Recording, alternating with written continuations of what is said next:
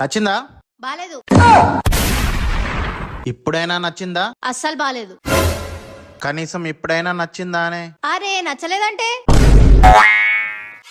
ఇప్పుడైనా నచ్చిందా లేదా? వావ్ బావా, లేట్ అయినా మంచి విలా చూపించినావు. అబ్బా సాయిరామ్.